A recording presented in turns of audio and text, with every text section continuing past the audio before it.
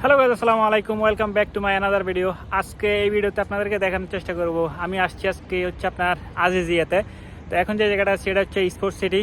So guys, এই জায়গাটার সবচেয়ে বড় আকর্ষণ হচ্ছে আপনার এসপিআর জোন টস টাওয়ার এবং কি আপনার বিলাজিও মলের আশপাশে যত কিছু আছে সব কিছু আপনাদেরকে ঘুরে দেখানোর চেষ্টা করব। আরও রয়েছে খলিফা ইন্টারন্যাশনাল স্টেডিয়াম। তো আপনি যদি আমার চ্যানেলে নতুন হয়ে থাকেন অবশ্যই চ্যানেলটা সাবস্ক্রাইব করে দিবেন। সো গাইস, আমার পিছনে যে জায়গাটা দেখতেছেন এটা হচ্ছে টস টাওয়ার। দু হাতের উপর আপনি যে লেখাটা দেখতেছেন এটা হচ্ছে লেখা কাতার। আপনি যখন অ্যাঙ্গেল পরিবর্তন করবেন তখন এটা দেখবেন যে লেখা ফরওয়ার্ড। সো গাইস, আমি এখন হাঁটতে হাঁটতে স্টেডিয়ামের কাছে চলে এসেছি। আমার পিছনে দেখতেছেন এটা হচ্ছে খলিফা ইন্টারন্যাশনাল স্টেডিয়াম। আমি এখানে সর্বপ্রথম আপনার ভিভিআইপি গেস্ট নিয়ে আসছিলাম ওয়ার্ল্ড কাপের সময়। আর এই স্টেডিয়ামের পাশে হচ্ছে আপনার হোটেল টস দোহা।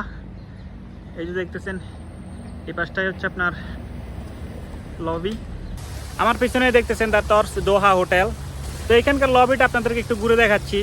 তালাবাত রাইডার হিসেবে যারা কাজ করে এইখানে এই গেট থেকে তারা বিলাজি মলের ক্যারিফোর এবং কি রেস্টুরেন্টগুলোতে যে অর্ডারগুলো পায় তারা এখান থেকেই কালেক্ট করে। পিছনে যে বিল্ডিংটা দেখতেছেন এটা হচ্ছে sports accelerator building. So guys, আমি এখন চলে আসছি এসপিআর জোন পার্কে। পিছনে হচ্ছে আপনার বিলাজিও মল, একটু পরে ওইদিকে যাবো। এখন যে জায়গাটা আছি এটা হচ্ছে আলমিরার একটা সেলফ সার্ভিস বলতে পারেন। এটা হচ্ছে check out free shopping centre. ভিতরে যাবেন, কেনাকাটা করবেন, পেমেন্ট করে বের হয়ে যাবেন। আপনারা যারা আলমিরা সম্পর্কে জিজ্ঞেস করেছেন এটা হচ্ছে আলমিরার একটা স্মার্ট শপ। এখানে শুধুমাত্র ক্রেডিট কার্ড এবং ডেবিট কার্ড অ্যালাউড। আমি এখন চলে আসছি কাতারের এসপিআর জোন পার্কে। আপনাদেরকে একটু ঘুরে দেখাচ্ছি এখানে। তো এটাও আপনার পাবলিক পার্ক, তবে এখানে বেশিরভাগ মানুষ আসেন যারা ফ্যামিলি নিয়ে এখানে বসবাস করে। ফ্যামিলির মানুষই এখানে বেশিরভাগ ঘুরতে আসে। আমার পিছনে দেখতেছেন টস টাওয়ার দেখা যাচ্ছে। তো এইখানে উইকেন্ডে খুবই ক্রাউডেড থাকে। ফ্যামিলি নিয়ে অনেকে আসেন, বাচ্চারা খেলাধুলা করার জন্য যথেষ্ট স্পেস আছে। তো এই জায়গাটা বিশেষ করে আপনার বাচ্চাদের জন্য খুবই সুন্দর একটি জায়গা। সো গাইজ, এই জায়গাটা একটা কৃত্রিম লেকের মতো বানানো হয়েছে। আপনারা দেখতেছেন গ্রামীণ পরিবেশের মতো করে প্রাকৃতিক একটা ভাইব দেওয়া হয়েছে এখানে। তো এই পুরো এলাকাটাই এই এসপিআর জোন পার্কের অংশ।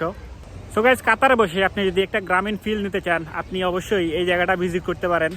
আমাদের দেশের কবি সাহিত্যিকরা এরকম পরিবেশ পেলে, এই যে দেখতেছেন গাছের নিচে চেয়ার আছে সেখানে বসতে পারবেন। তো তারা এরকম পরিবেশ পেলে কাগজ কলম নিয়ে বসতো কবিতা বা গল্প লেখার জন্য। এখান দিয়ে আসতে গিয়ে আমি পুরো ভিজে গেছি।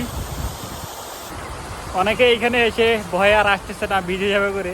সো গাইজ, আমার পিছনে যে জায়গাটা দেখতেছেন এটা হচ্ছে নারী পুরুষের আলাদা টয়লেটের ব্যবস্থা। শরীর চর্চার জন্য এইখানে আপনার অনেকগুলা ইকুইপমেন্ট রাখা আছে। আর এইখানে রয়েছে ফুটবল প্র্যাকটিসিং গ্রাউন্ড। এখানে দেখতেছেন aspire academy, Qatar football performance centre. আমি এখন একজাক্টলি দাঁড়া আছি এসপিআর হসপিটালের সামনে। এটাকেই বলা হয় স্পোর্টস মেডিসিন হসপিটাল অথবা ফিফা মেডিকেল সেন্টার। যে হসপিটালটাতে নেইমার আপনার ইঞ্জুরি পড়ার পরে এখানে চিকিৎসা নিতে আসছিল এবং কি আমাদের বাংলাদেশের সাইফুদ্দিনও আসছিল এখানে চিকিৎসা নেওয়ার জন্য। এই হসপিটালের সামনে আসলে আপনারা দেখতে পাবেন এখানে ফিফা ওয়ার্ল্ড কাপ 2022 স্মৃতি বিজড়িত বিল্ডিং 2022। এই স্মৃতি বিজড়িত বিল্ডিংটি দেখতেছেন আমার পিছনে। ম্যাচ অনুষ্ঠিত হওয়ার সময় ফ্যানরা আপনি এই জায়গাগুলো দিয়ে এন্ট্রি নেয়। সো গাইজ, স্টেডিয়ামের এখানে একটা মসজিদও আছে। এটা হচ্ছে হিলাল বিন জিহাম আল কুয়ারি মস্ক। এই যে দেখতেছেন সামনে, এটাই মসজিদ। সো গাইজ, এই জায়গাগুলো ক্যামেরা থেকে বাস্তবিক অর্থে আরো সুন্দর দেখায়। আমি এখন চলে যাব বিলাজিও মলের ভিতরে।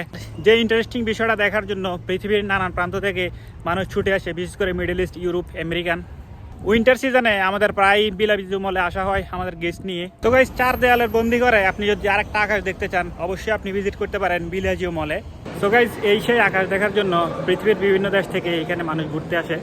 সো গাইজ, সম্প্রতি আমাদের দেশের তারকারা কিন্তু কনসার্টে আসার পর অনেক তারকারাই এখানে ঘুরতে এসেছিল। ট্রাভেল অ্যাক্টিভিটিসের পাশাপাশি এইখানে হাজার হাজার কন্টেন্ট কিন্তু প্রত্যেকদিন তৈরি হচ্ছে। এই বোটগুলোতে রাইডিং করার জন্য পার পার্সন 10 রিয়াল। আমি অলরেডি টিকিট নিয়ে নিয়েছি, আমি একটু রাইড করবো আজকে।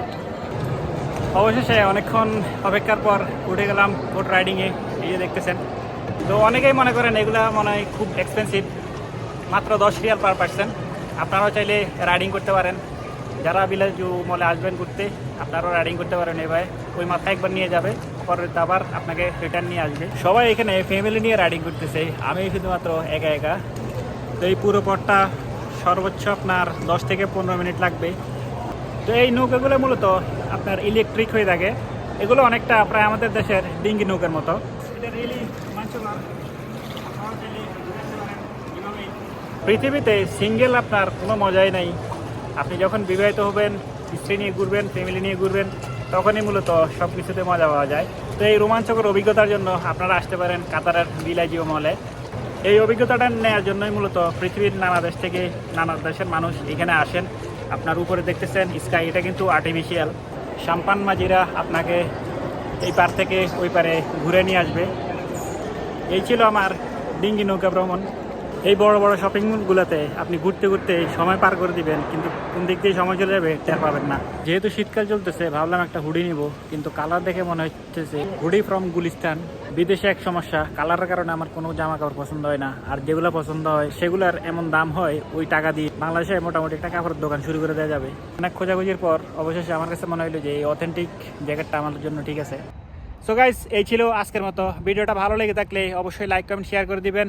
দেখা হবে অন্য কোনো টপিক নিয়ে অন্য কোনো জায়গায়। সে পর্যন্ত ভালো থাকবেন। আল্লাহ হাফেজ।